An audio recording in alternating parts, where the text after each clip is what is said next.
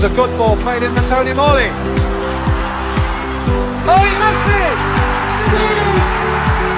Peter Ward! Villa in the lead! Hello, good afternoon, Aston Villa fans, and welcome to the Villa Forever podcast. We are live on Facebook, YouTube, X and Instagram. I am your host, Chad Williams. Please subscribe. Do what you can to get up into the road to 2K. Over the 2K by the end of the season. And make sure to smash the like button on this video. And you can follow me on all socials, wherever you get your podcasts. On today's episode, I'm joined by my special guest, Aaron Thornton, who's my Monday show regular, and it's going to be another rant tonight. This is the weekly recap, your weekly dose of Aston Villa news and headlines.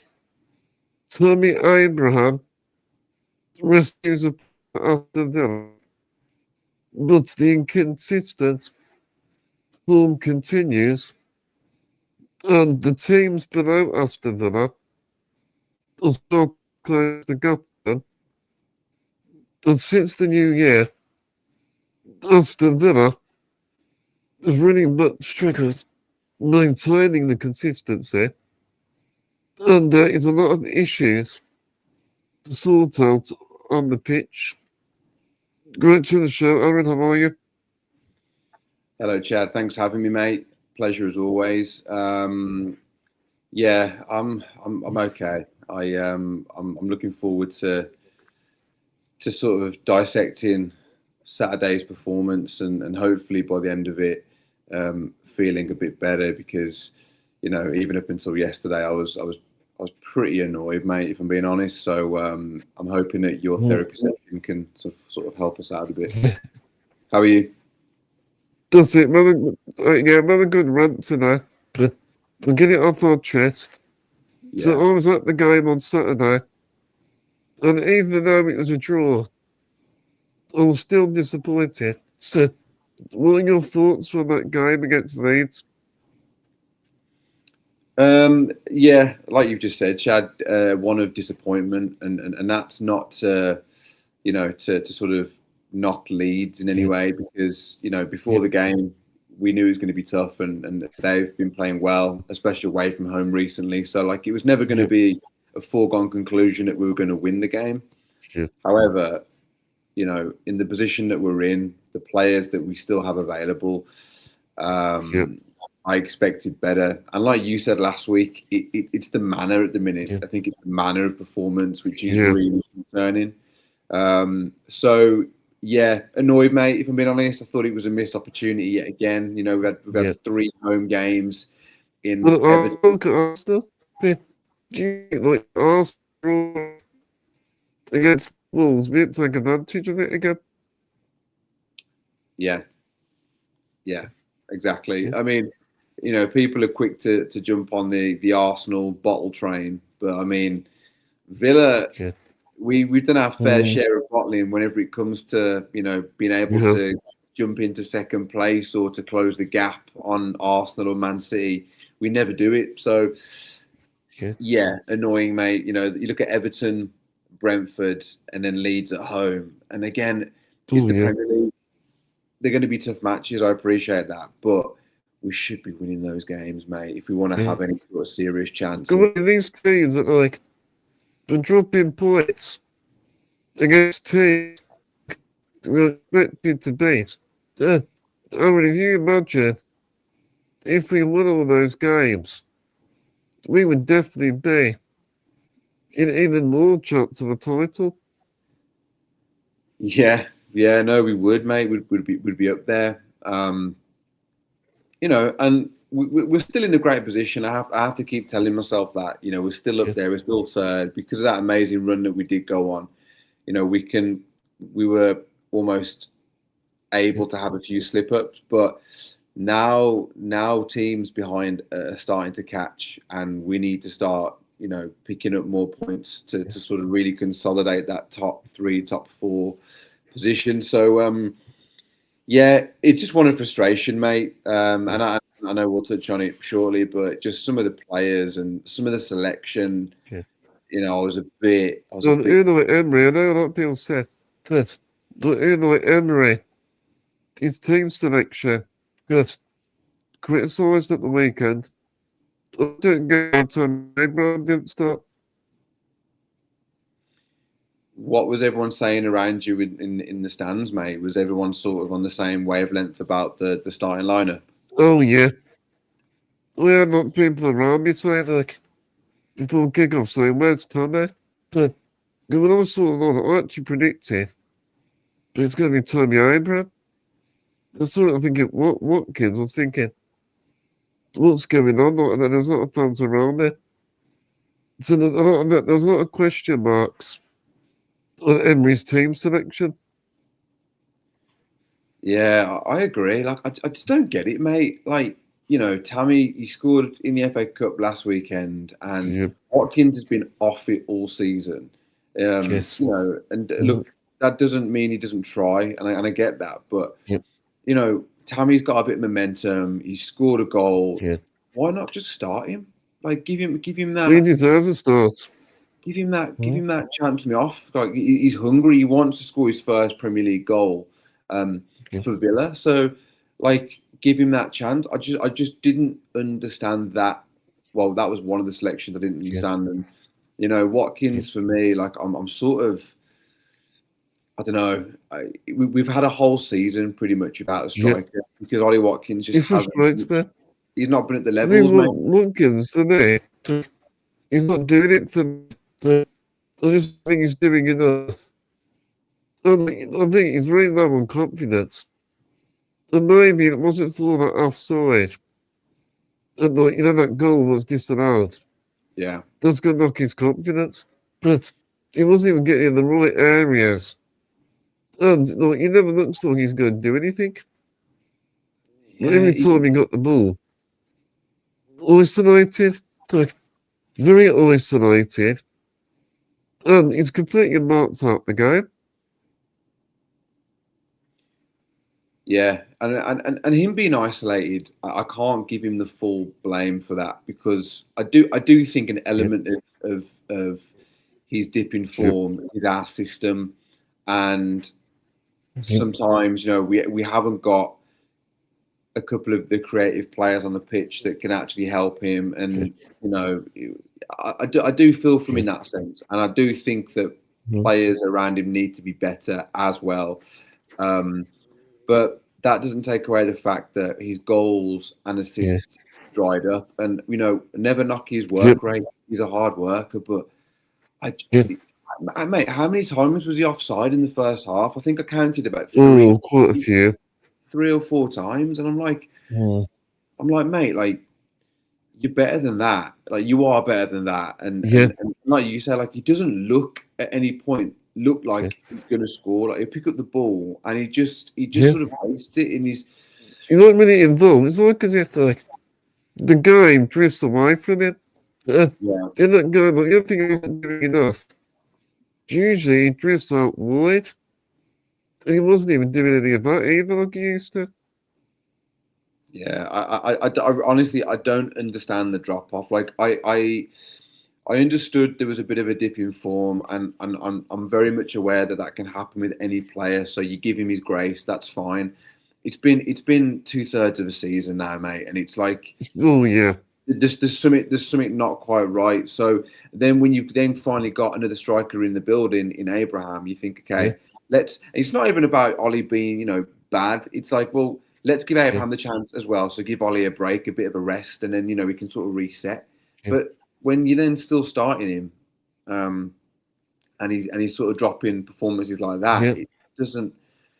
Well, it's something. Before it's every week now. I don't think players, whoever you are, should be chosen based on your thought. You don't pick a striker if he's not scoring. That's what I don't get. You got even Daniel Martin, like, we know that Daniel Martin to Roma is scoring goals for fun. And in that game against Leeds, we need someone like a Daniel Martin type player. I couldn't have said it better, Chad. Emery's got this thing where he likes to play players through their sort of barren spell, and I do get that in many ways, and I'm not against it. But like I said just then, it's been 2/3 of a season. It's been the whole season, and there's not been much change. I did think after he scored that brace against Chelsea, he's going to kick on a bit now. He's going to maybe score 5, 6, 7 goals in the next few games, but then nothing really happened. So frustrating, mate. Because and it's not like an agenda against Ollie Watkins. I think it's more the fact that he set his bar so high. We know the levels he can get to. So it's just. But he's also like the Premier League goal scorer. Yes. Aston is also a Premier League goal scorer. Yeah, and he'll have that, and we appreciate that, and forever be grateful for that. It's just frustrating that he's not hitting the levels that we know he can, and I'm sure he's the first one to admit I've not been good enough, and there might be other reasons and factors, but during this time, let's give Abraham a chance, and but I don't know, Emery doesn't work that way. And the other thing I didn't like about the guy, the last few weeks, we don't start in the first half. We don't get going until it's too late. I want to see more of a 90-minute performance. We seem to perform better in the second half, but then the game's drifting away. The game's nearly over now. You're chasing the game then. So true, mate. It's so annoying because exactly that. It's almost like we need to concede to sort of kick us into gear, and then on Saturday it was getting you could. I was watching it on the TV, and I could feel the angst of the crowd through the TV because being anxious. That's it. Yeah. You get into minute 80. And it's still 1-0. And at that point, you think, well, realistically now, it's going to be hard. We can still draw the game. Excuse me. Yep. But it's going to be hard to win the game. And it's like you just said then, what happened to these performances against Brighton, Newcastle of seasons gone by, where we just started the game and we were just blowing teams out of the water. We scored 2 or 3 in the first 30 minutes. And it's right on the front foot. You should be in first gear. Yeah, we've got the handbrake on, and I don't quite understand why. It's we've got an opportunity against teams to really go and consolidate that top 3, top 4 position, and we just stop. We're just sort of standing back and saying, "Right, come on to us, team." Yep. Leeds played really well. I thought Leeds. If I was a Leeds fan, I'd be gutted, not gutted, but annoyed that they conceded so late because they killed that they win. That game. They killed that they win. Because of the problems around. Look, Martinez, thank God. Martinez over these few weeks. The Emmys turned up. Yeah. He made some great saves. It wasn't for him, we might have lost that game. Yeah, it was a bit of a. It sort of summed Emmy up this season, actually. I do think he's been much better than bad this season, but what the goal, mate? It's like me doing all that space there. Yes. Go on, shoot. Yeah, you made a mistake with that. Yeah. but like you say, he then that save, that one-on-one save, or when it was I think it came over the top and the striker had just come on for them and point blank save, amazing. So I can't knock Emmy too much. The goal was a bit annoying, but take nothing away from the strike. It was a good goal, but Emmy Martinez helped us. I thought Mings being on was going to be good against Calvert-Lewin, but I thought Calvert-Lewin dominated him. I thought Calvert-Lewin played very well. Mings Yeah, really struggled. He had so much of the ball, and it's like if you've got someone who's got the ball that much in that position, you want it to be Pau Torres because he can actually use the ball better. And again, not knocking Mings, I think he's been great, but it's like clearly that game wasn't for him. The big thing that worries me is our squad depth. Obviously without without Kamara and McGinn and Yuri Tielemans, me and Freddie would utilise possession a lot better.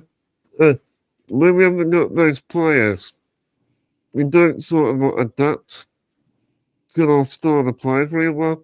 Because the looks of Tielemans, we don't double pivot. Is it important the way we play? And it just concerned me. Yeah, there was a moment in the game where the camera it panned to the crowd, and he went on to Tielemans. He was watching the game, and I was just thinking, man, do we need you back? We need you back, and McGinn obviously, but yeah, you spot on, Chad. When we were sort of chasing that goal towards the end of the game, and then Bogard comes on. Who look, I rate Bogard, and I think he's a great squad player. But when you bring him on to try and get a goal, it's not the best, is it? And there was a point where I think he got the ball on the edge of the box and sort of he could have sort of sprayed it out wide, but he sort of didn't look, sort of panicked and just played it back, and it was those moments where you've got a Tielemans or a McGinn, that's where you want, somebody. So I agree. Squad depth at the minute is an issue. I thought Ross Barkley was man of the match. Well, very effective. He was very effective. He was. He just had that drive, had that sharpness in pass. Was quick with his passing. Him and Sancho, to be honest, made a big difference. And I don't know why.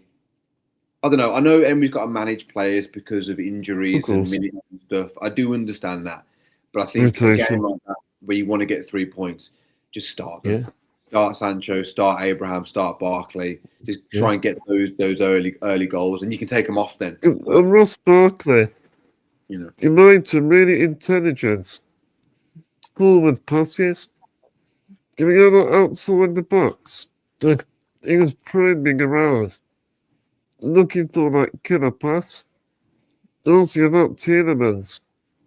That's why Ross Barkley is the only player, or Douglas Luiz, that can really do that, really.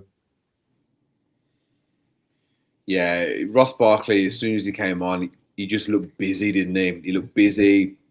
Yeah. He was straight in, like you just said then, on the front foot, making those forward passes, looking to drive.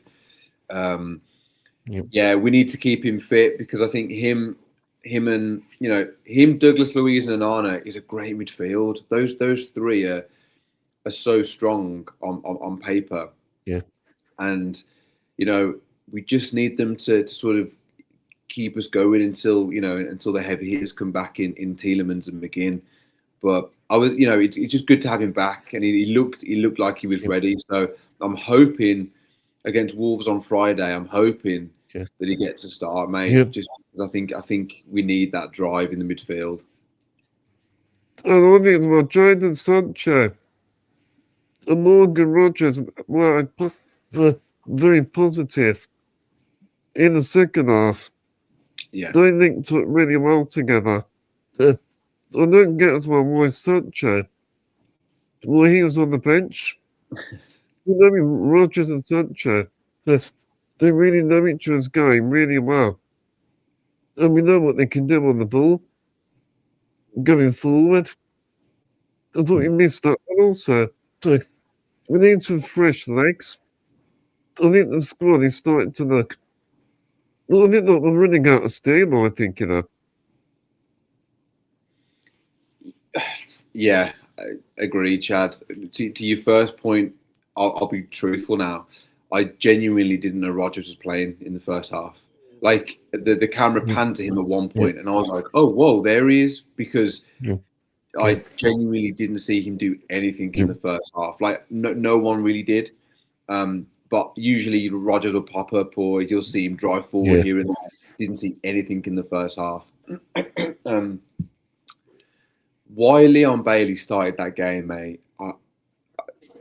I've not said much about Leon Bailey since his return, and you know, I've sort of wanted to see how he sort of settles in. And for me, mate, the love story's over now. I'm over it. Like I saw the levels dropped.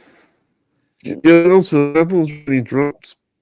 Yeah, I saw his cute little interview that he did in the week, talking about Emery, talking about the Villa players, that he's missed everybody and all this. And it was cute, it was lovely. Yeah, really nice. Back it up with the performance on the pitch then. Mate, he was shocking.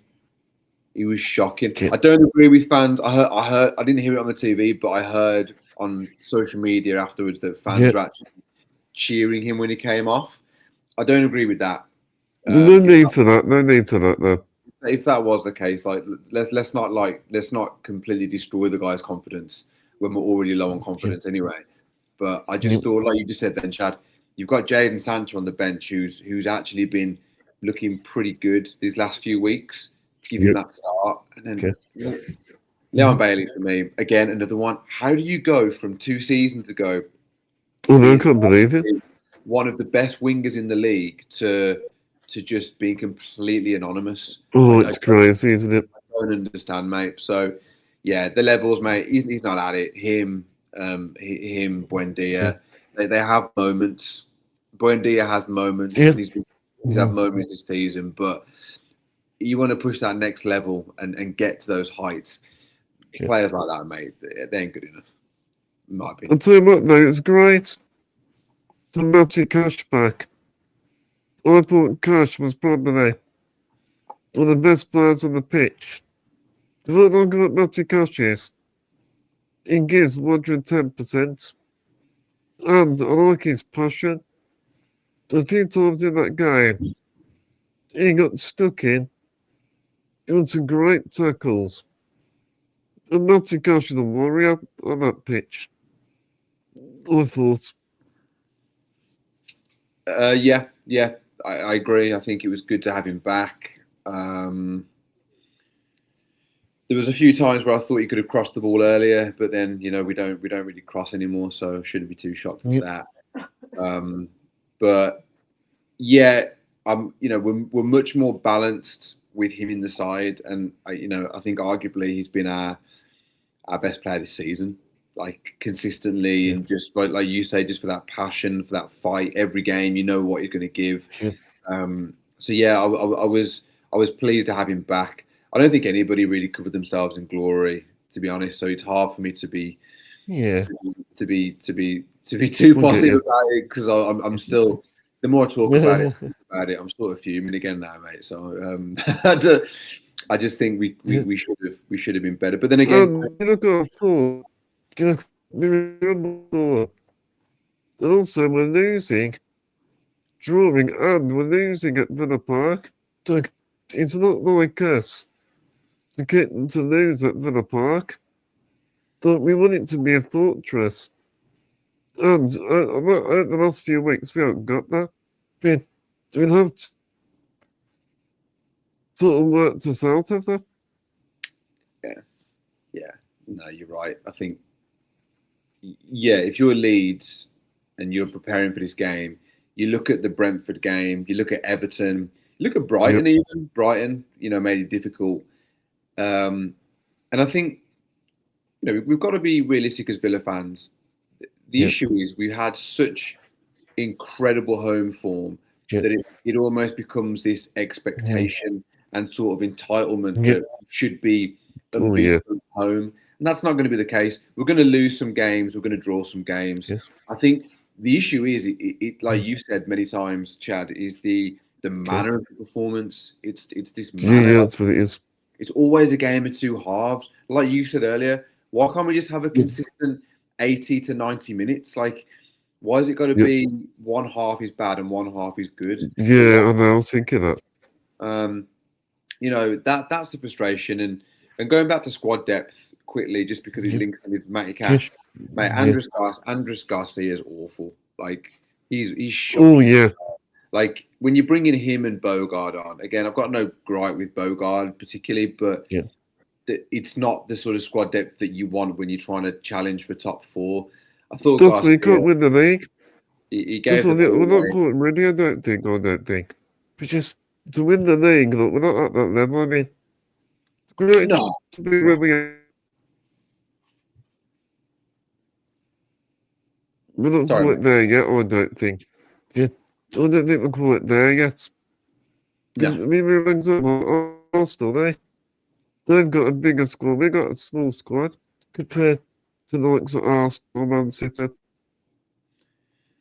And this is why, like, some Villa fans are getting annoyed that we're not really being mentioned in the title race. But this is why, like, pundits and ex-players who have played the game, like, they understand that Villa aren't at those levels. Have I honestly thought that we're going to, win the title or be in a title race? Not really. And at no point have I thought this season we're going to win the title. But we have technically been in the race because we're mathematically it's still possible. So, like, from that point of view, yes. But like you just said, Chad, we're nowhere near. Like, our squad's not good enough for that, really. And you're looking at Arsenal and Man City to really, really slip up in order for us to capitalise. But even if they did slip up, like, I can't trust Villa to capitalise because we don't ever when we have the opportunity. I said to you, at the start of the season, I've always said to you that we are third in the league, we are last 16 in the Europa League. You would have took that, wouldn't you? There you are, Chad. You are offering perspective. Do you know what, mate? Yeah, I'd have bitten your hand off. Especially considering how we started the season. So all of what we've just said, you bring it all back to that point there, Chad, and you spot on, mate. Like, of course, we take it. We take it. We're still in a very, very good position. We almost need to use these last few games that we've not performed well in. Right, okay. We're sort of, it's a bit of an alarm. Let's push on now. Okay, we've had our bit of a dip. We've got to really, really, because teams behind us aren't slowing down. So you make a good point, Chad. Okay. To get predicted lineups on the team, I'm going to get my lineup first. Yeah. So I'll start with what I've got. So I've got Martinez. Yeah. I got obviously Matty Cash. Gunson Paul, Matson across the back. Yeah. I think Sancho needs to start with Rodgers. Agreed. Because the two best wingers. Agreed. Then obviously Douglas Luiz. I think in this game. Yeah. I expect us to dominate possession. I think Wolves will try and catch us on the counter attack. Yeah. But then I'm going for like Watkins and Abraham together. I like that. We'll try something different. Yeah. Yeah, I like that, mate. That's a good one because they actually looked, all right together when Abraham came on against Leeds. Leeds, good. I think something I've got nothing to do. It's a local derby. I just think Watkins really have more confidence. So I'm not saying it's going to work, but it worked in that Leeds game. And they're both a real handful. Because I think it gives Wolves something extra to think about. No, that's I like that, Chad. I think it's it's a good idea. And again, you're playing against rivals, so you want to try and get as many goals as you can, just to sort of shut them up a bit. So having two strikers on the pitch is not a bad idea at all. And they're very strong as well. Like, you play in quickly to them, so we can be more direct. Yeah. Do you think it's going to be tough? Because looking at how they played against Arsenal, last week when Arsenal came to their place. I thought Wolves were good, man. I thought, they've got.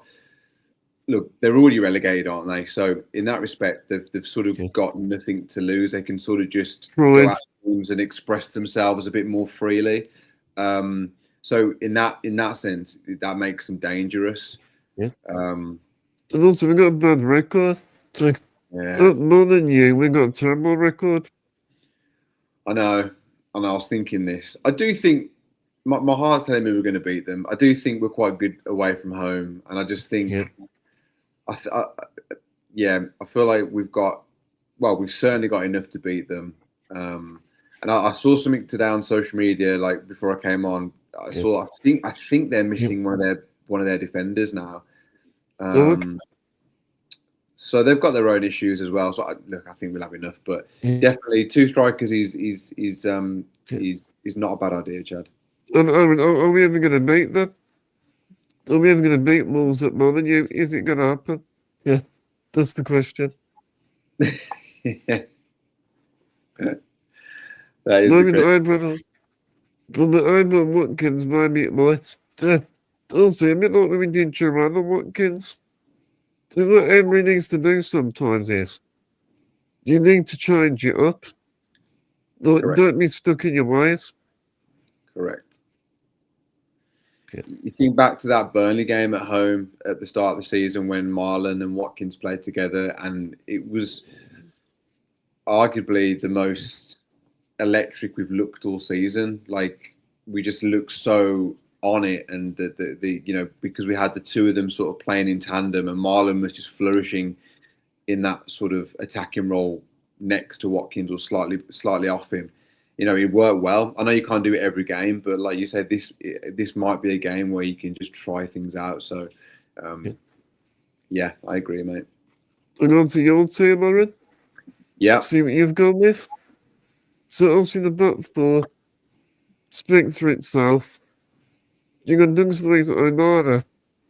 And you go for a bit of diamonds. I like the way that you've done it with Ross Barkley. Yeah. What you thinking starting Ross Barkley? I actually had Abraham up front as well. I'm pretty sure I had Abraham because I'm over Watkins for a minute. So just to point that out. Technical glitch, yeah. But Barkley, no, not at all, man. It's I like Watkins, but I think he needs a break. No, Barkley, I just think, like you made a really good point earlier, Chad, when you were saying about, Barkley's he's driving with the ball and looking for that forward pass and just looking a bit sharper. Yeah. I thought he did everything that Buendia didn't on Saturday. So it made me think, well, why not just put him in that role? Let Douglas Luiz and Onana be in the pivot. Give Barkley that free number 10 role. Where he can sort of try and create and make things happen, because he's a creative player, man, and he was busy around that box, like you were saying. So he needs more minutes, I think. He does, mate, but I think he's got to be managed because he's also, like many of our squad, quite injury prone, isn't he? So I think Emery's being careful with him. But I would rather him start games and try and get us goals early on, and then maybe take him off rather than bring him on. But we'll see what Emery wants to do. And then obviously Sancho. Ross Barkley, he gives that control in the midfield, like dictating possession. And Ross Barkley does give you that control. Yeah, no, agreed. Yeah, he can set and dictate tempos, can't he? So that's my thinking behind that. I think Buendia's done well this season, but let's not rely on him heavily all the time. Let's give him a break, and sometimes he's better as an impact sub, and I think he's about ready for that again, in my opinion. I'm starting Abraham. You got Abraham? Yes. You got Abraham? Yeah. Watkins needs to get on the bench, mate, for a bit. I thought he was shocking against Leeds, like I've said. I'm not going to go over it too much, but again, no personal beef with Ollie Watkins. Love the guy, but he's not. He knows he can do it better. We need Watkins knows he can do it better. Yeah, we need to score goals, mate. Like, and I love the work rate, and I know we keep saying, he offers more than just goals, and he does. But right now, we need goals. So we'll see you later We'll see you later, Ollie, and we'll get Abraham in for a bit. Yeah, with both of these teams, there's good thinking behind them.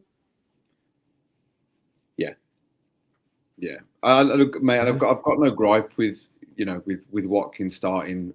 If it was to be your idea with Abraham and Watkins, I actually quite like that because I think it gives Watkins, a lot more of a chance up front with someone to play with him and a bit more service. So like I think that's quite a good take from you.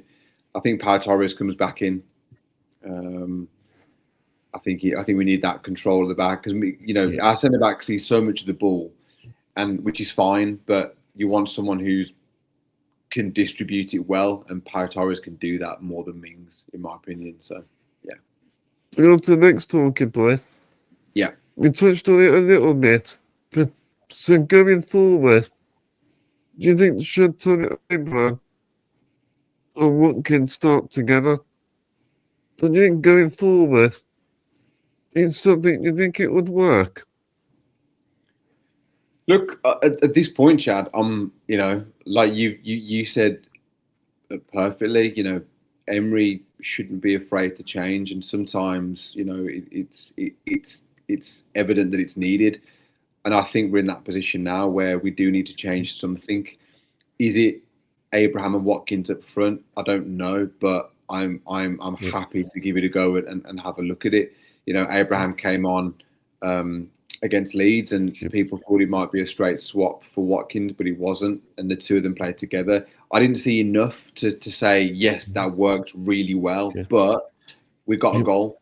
And I do think they offer something different. So, like, they're different strikers. It's not like the same sort of striker. So I do think it could work, mate. So I'm not against it. Good. Window as well. It confuses defenders. There's also a physical handful. When Tony Abraham, you hold all really well. You need physically. Then you got amongst the Watkins that can drift out wide. So it gives something different. Yeah. Yeah, and there was a couple of touches when Abraham came on, actually, like you just said, we sort of missed that, like just the ball sticking a bit better. There's times where Ollie can do that, but in the last sort of few weeks, maybe even months, the ball's not really stuck to him. And I know that's not his typical game. He likes to run the channels, doesn't he? But at the minute, teams aren't allowing him to do that, so he's got to change his way and adapt a bit, and Abraham may give him that chance to do that. So I got nothing to lose. There's nothing wrong with trying. Yeah, and if it's not working, you change it, don't you? And that's the thing with Emery.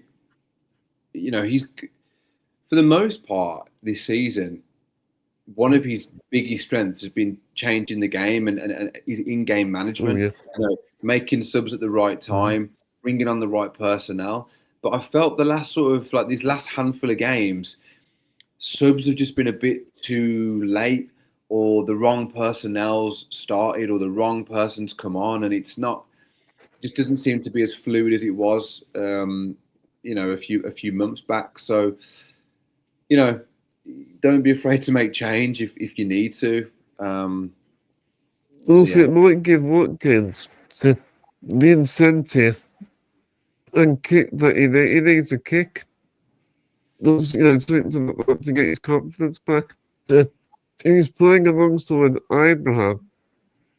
It's a bit that's not real competition then. Because then you got one or the other, and you want to try to impress Emery.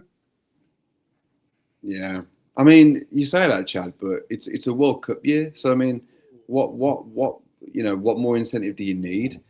You want to help your club get Champions League, of course, but then also, I would not be shocked if he's not on that plane, and that's really, It hurts me to say because I want him to be at the World Cup. I'd Well, love him Harry to. Kane. It's also going to be Harry Kane first.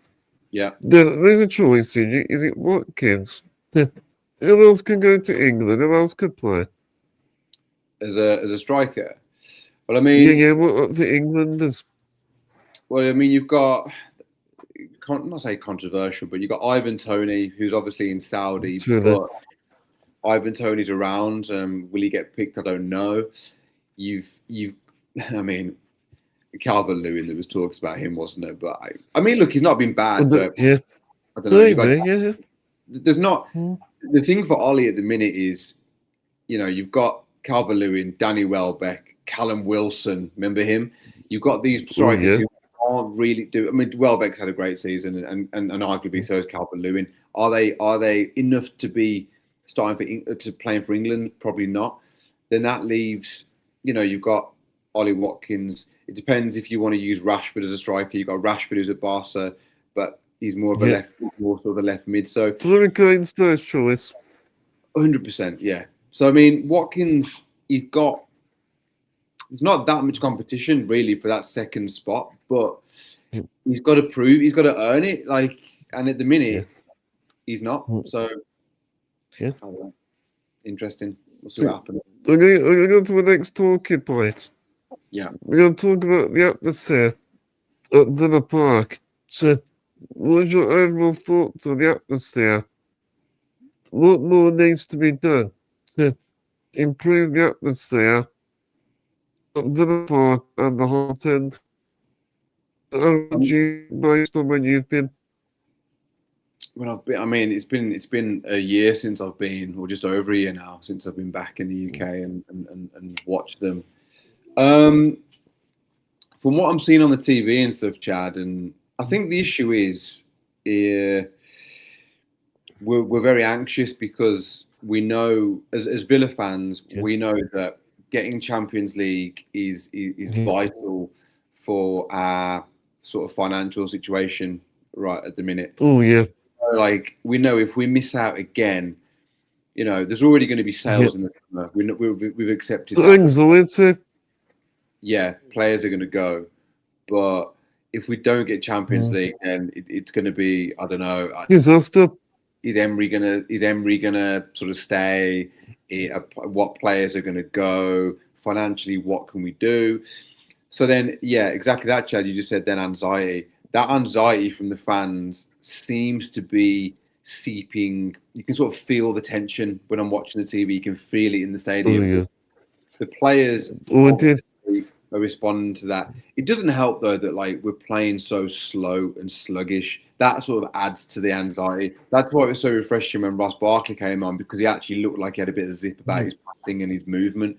But our build-up, I know Emery has this style, and it's so slow.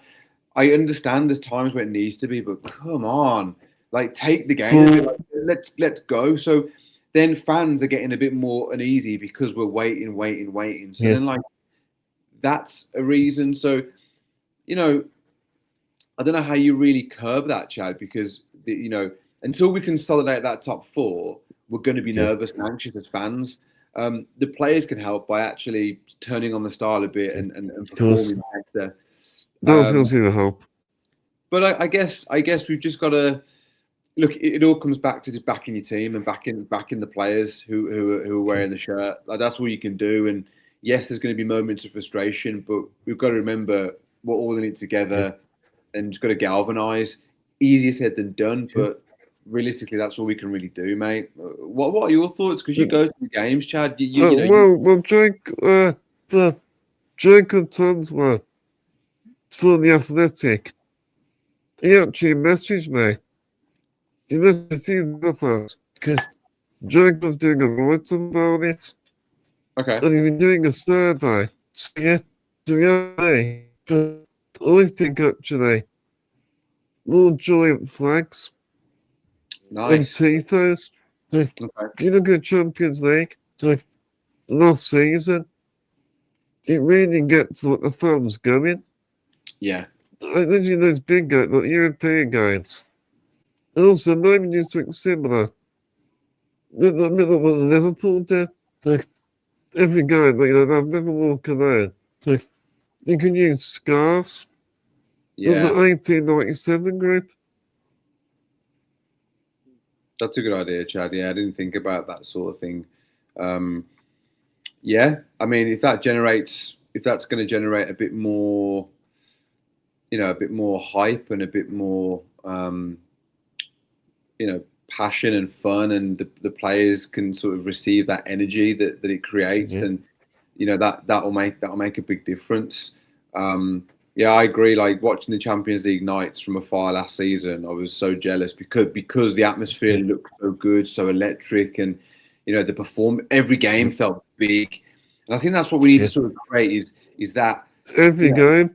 That every game is massive, every game is important. You go into that game like thinking, you can win. There's something on the line here, and that then generates that mentality of winners, doesn't it? And the fans and the players. I mean, I do think we're well connected as players and fans, but it could be stronger, couldn't it? And with your idea with the tifos and the flags and scarves would definitely help that. So yeah.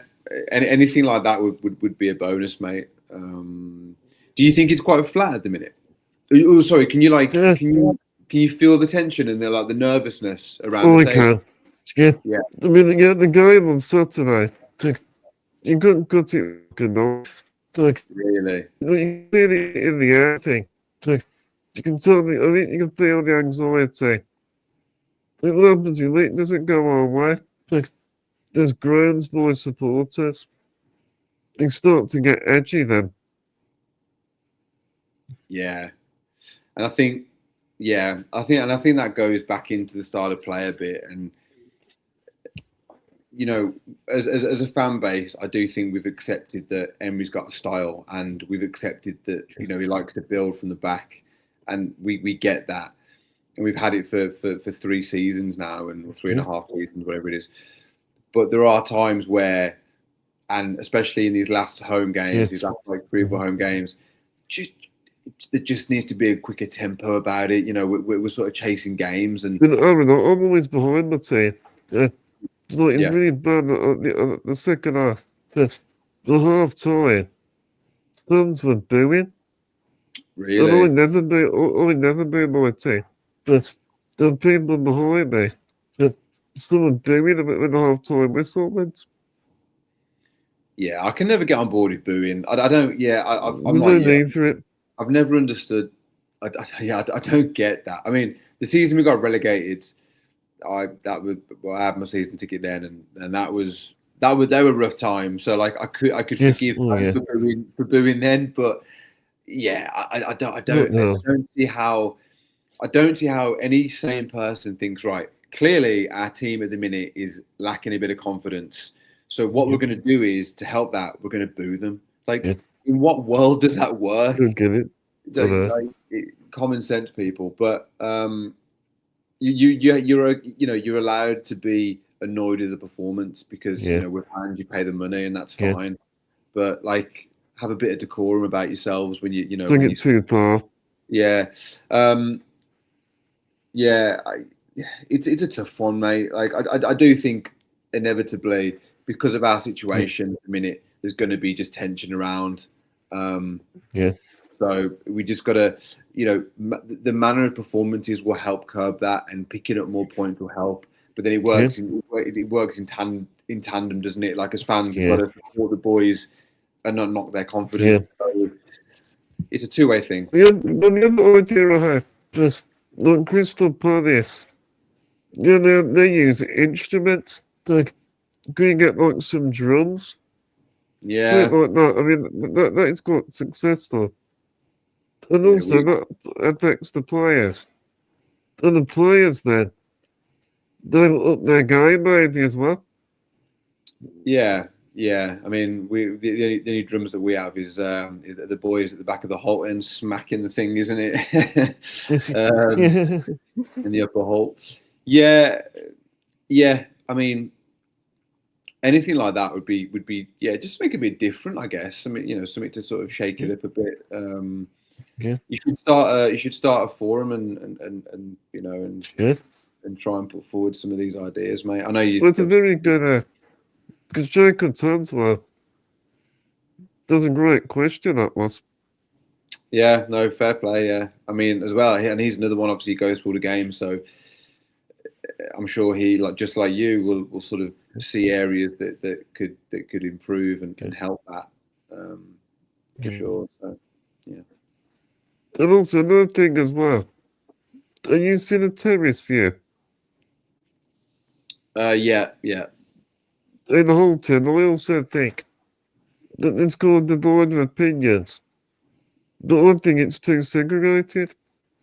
Oh, And really? I do think you lose the atmosphere. Also, you know you're going to have the VIP area, but it's so you need to also keep that traditional, authentic matchday atmosphere. And Yeah. in the whole tent, I think that's another reason why I think as well, since the terrace view. That's interesting because I know that they've really tried to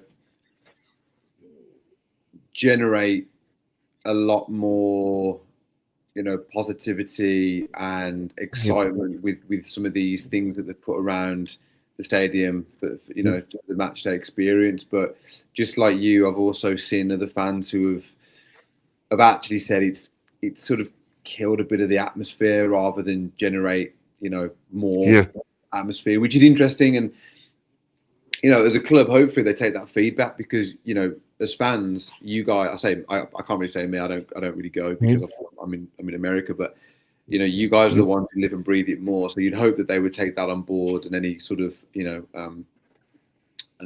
reviews about it and move and take it forward to change, because you don't want to lose that that match day feel, man. And if that's Traditional. that's. But then also, they've got to. It's tough, mate, because they've got to find ways to generate more money as well, and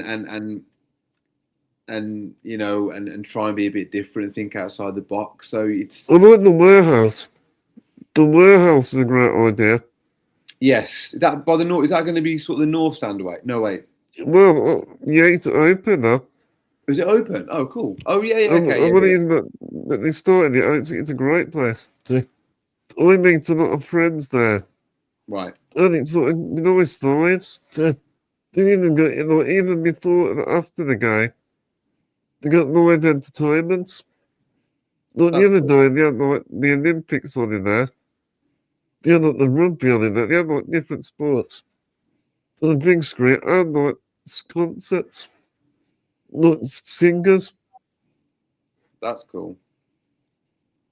Yeah, I've seen some That's footage of that. a good idea. Yeah, for sure. The more that is good, because you then Revenue. it becomes a much bigger experience then on a match day. Like you've got, it's not just right, turn up, watch Villa, go home. It becomes more of a spectacle, doesn't it? And so that is good. So more things like that, I guess. But it's tough, mate, because they've got to think of ways to generate more money, because financially we need to we need more, and it's about how you do that, and also appease the fans and do it in a way that's like well balanced. So it's a tough gig. We're gonna come to last two talking points.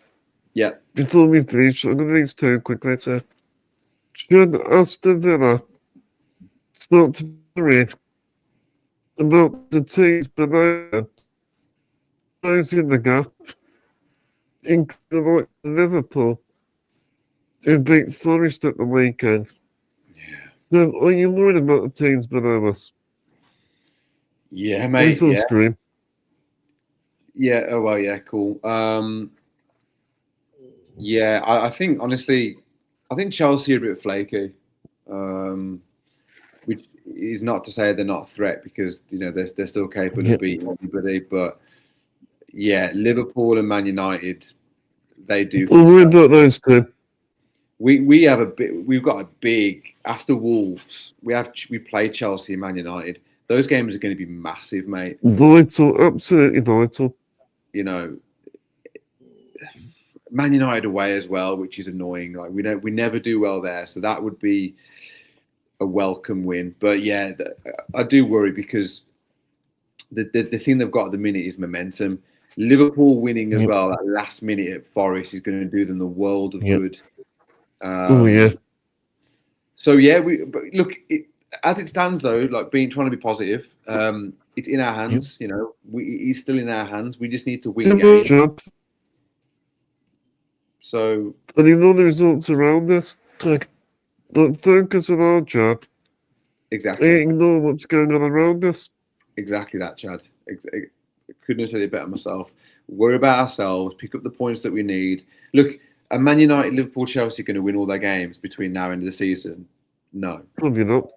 So yeah. So like, there's going to be drop points all around, but we just got to, you know, do what we need to do. And the good thing is we've got the likes of McGinn, Tielemans are going to come back. So if we can just keep ticking over until sort of, you know, until those boys come back, then we're going to be all right. But it's we've definitely made it. You know, at one point the gap was so nice, so we've definitely made it harder for ourselves. But then I guess, you know, as a neutral, if we get 66 points, so I get 66, that will secure it, I think. Right. 65, 66 points. I think we'll do it. Yeah, agreed. Yeah. But to finish off, got one more talking point. Yeah. So again, it's about the match day experience again, but we're going to talk about traffic. Okay. So how can Villa Park and surrounding areas manage the traffic situation after the games? Because I actually left Villa Park at 5 o'clock. I didn't get back home to half 6. Wow, an hour and a half, and you don't even live that far. Wow, it's a nightmare, mate. Like when I used to, so before I came to the States, I lived in the jewelry quarter, which so I would walk to and from games because, well, going there was a bit different. I'd sometimes, depends where I was doing or who I was with, I might go into town and then get the train in, to be fair. But coming back, because of that reason, Chad, because traffic was a nightmare, and even just going from there to the jewelry quarter, having to get out, I was like, do you know what? I would walk home, and it would take me 35 minutes, 40 minutes maybe, which is fine, you know, if it's not raining. So I don't mind that. But it's just walking from there to the jewelry quarter, like seeing the amount of traffic and if you have to get a train as well, mate, the lines to get the trains, it's all a bit of a it's all a bit of a farce, to be honest. So I mean, when do you park in the same place every time? Have you got to like find parking? I park usually the same place. Do you know where the hub is? The hub Birmingham. Yeah. You know before the tunnel, like the train bridge. Yeah. We put there on double yellows. And even though a lot of people are starting to park there, but also a lot of people, they're walking the road. A lot of them are very ignorant, don't look where they're going. And I think that, and also, like, you're waiting there for ages. You really don't like, you know, like pedestrians getting knocked over. Because it's all at once, it's still in the middle of the road. I mean, the only way you can really combat that is to really sort of change things with the infrastructure around. And I know there's been a lot of talk. They're trying to improve the train system, and I think with sort of some of the redevelopment around Villa Park, they're looking to try and expand some sort of parking situation. But I don't know, mate. And it's annoying as well because like you had to leave early to get in the car to get home for a reasonable time. You missed the goal, Abraham's goal, and it took an hour and a half to get back. So like it's you know it needs to change. It needs to be better. But to do that, it's going to require a big job, unfortunately. You don't think like not the police, because they might be doing anything, but maybe you need someone to manage the traffic, like a warden or something. Yeah, Like, like a one-way, like a traffic warden, maybe.